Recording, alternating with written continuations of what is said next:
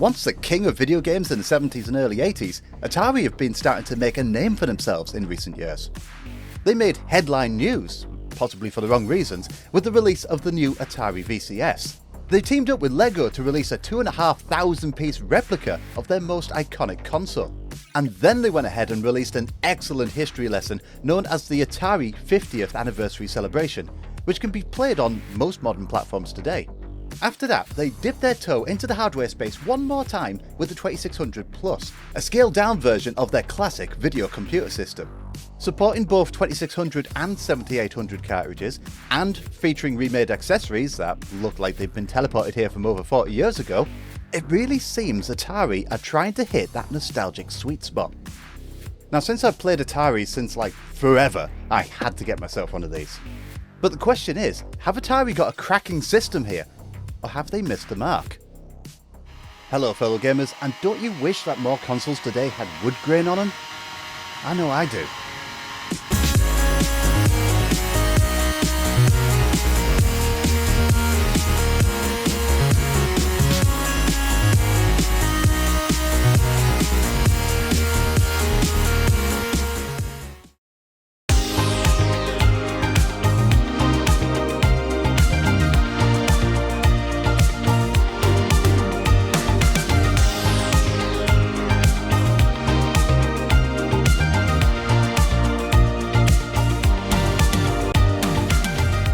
The Atari VCS, namely the Light Sixer, was the very first console that I ever played in my entire life. I remember, as a child, sitting in the dark corner of the dining room of my parents' house, I was playing Atari's classic titles on our old tube TV. I wasted many hours of my youth playing the family Atari, and I'm pretty sure I'm not the only one. So of course, I have one in my console collection. The thing is, I don't power it up all that often.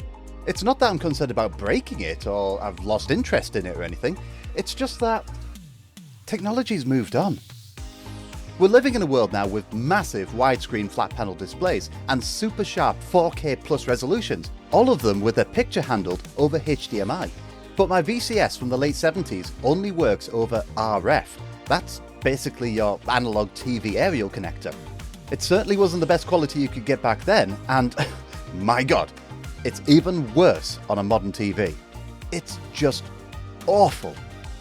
And that's the main reason why I was drawn to the 2600 Plus. It straight up fixes that one major issue by spitting out the picture over HDMI, like every other console of today, albeit at 720p. So I don't know, perhaps I'll find myself playing more of the games from my youth now. I still have stacks of original cartridges that we can try with this, so how about we see what it's like? When I unboxed the 2600 Plus, I was pleasantly surprised at how close Atari have made this look and feel like an original. I mean, granted it's about 4/5 the size, and this is based on the 4-switch 2600 model as opposed to my 6-switcher VCS, but the attention to detail is still there. The wood grain effect finish along the front, the long black plastic grille along the top, the toggle switches on either side of that recognisable cartridge slot, the controller ports on the rear using the same 9-pin connectors. I mean heck, they even included the same fine texture on all of the front-facing toggles, like on my original model.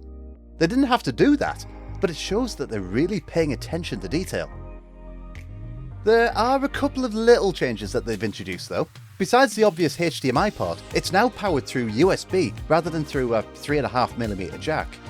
There's also, weirdly, an aspect ratio switch where the channel select switch used to be. I cannot understand why they've gone ahead and done this since, well, widescreen displays weren't even a thing back then. Atari aficionados will simply set this to 4:3 and leave it at that, and I recommend you all do the same, because no one likes a stretched image.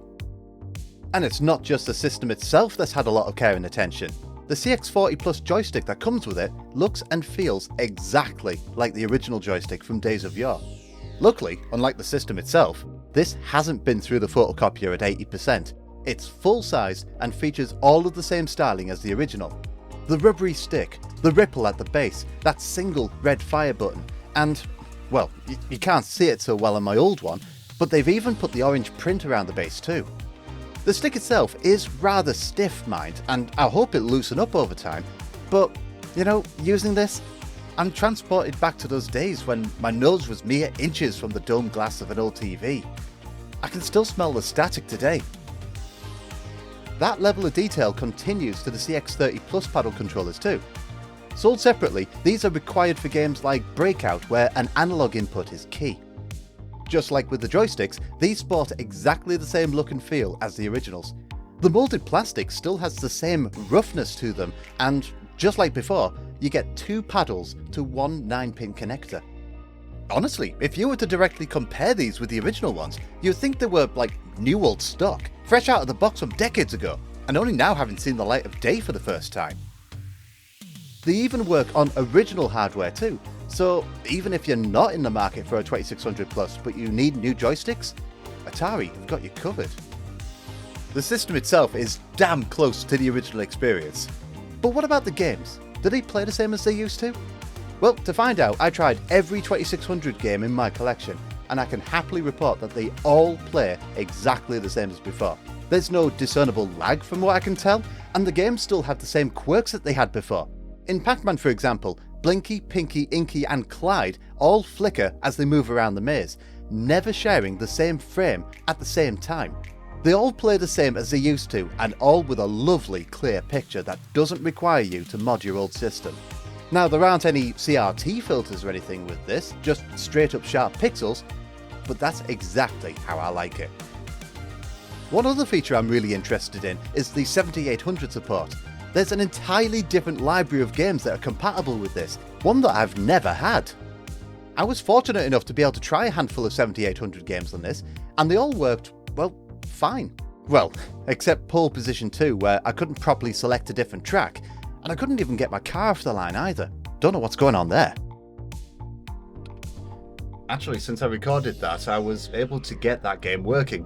I had to install the latest beta firmware update.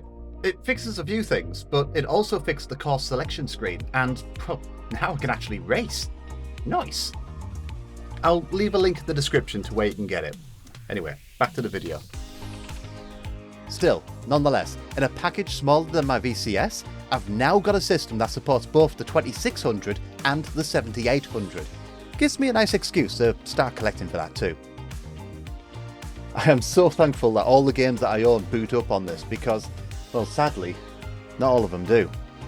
About 90 to 95% of them will work fine, but the remainder are either unconfirmed or they just fail outright. Now, the reason for this incompatibility is because of the way the 2600 Plus runs the games. It dumps the ROM in its entirety onto internal memory, and it plays them off of there using software emulation. That means that flash carts such as the Harmony cart won't exactly play ball with this. This also means that, unlike the Ataris of old, there is a brief bit of loading it does every time you insert one of your childhood cartridges. On the original, they load it up in an instant, but on this, there's a few seconds pause while it dumps that ROM. Now, I don't really have a problem with that, but I understand why some people would. There's also the issue of whether your cartridges will even work. We have to remember, these games were released a very long time ago. Unless you've been keeping your Atari collection in a climate-controlled room for the last 40 odd years, you're likely going to experience a few issues getting some of them working. The contacts on the inside have likely oxidized or gathered dirt and grime over the years. On third-party published carts, you can easily clean the contacts, but on the first-party ones, the contacts are hidden away. So you'll need to either open them up to clean them, or keep reinserting that cart several times before they'll even get recognised. Most of mine were fine, but my copy of Asteroids was especially difficult. I think I spent about half an hour reinserting the cartridge before it finally worked. Atari have released a few new carts though, if you want to save yourself some of the hassle. The system itself comes with a 10-in-1 cart featuring many of the system's classic games from its time. Adventure, Missile Command, Haunted House and even Yar's Revenge can be found on here, and they're all worth trying out. I do already have about half the games on here already, but that comes from being a collector, I guess. It is a bit strange how you have to change the games using dip switches on the back though, and they're fiddly little things as well. What if they break? You'll be stuffed. Other carts Atari brought out recently include this 4-in-1 paddle pack, which has a handful of some of the best paddle games for the system. They've also released some standalone carts as well, such as an improved version of Berserk, which I love by the way, and a whole new title, Mr. Run and Jump, which I have to admit has caused a little bit of anxiety while playing it. And yes, all of these work on original hardware as well. There are even some new 7800 games on the horizon too. Now you may have noticed that I talked a lot about using cartridges on this thing, and that's because, well, you can't play games any other way on this. There's no SD card slot to play ROMs of, which is funny given the way this plays its games already, and there are also no save states nor rewind feature either. Maybe they've left out the SD card slot in order to sell their new cartridges, who knows? I sure would love it though if someone came out with like a new version of the EverDrive for this. But for the time being, your only option is using cartridges. So if you've been considering getting one of these, you've likely come to the conclusion that it doesn't really offer much more than an original VCS or 2600 does. It works pretty much the same as the originals, with the added benefit of HDMI out and 7800 cartridge support. Being powered over USB is very useful though, as you can run it off pretty much anything with a USB port. It only costs a fraction of a pence per hour to run, and it only just touches like a third of a pence for an entire day, making it incredibly cheap to run.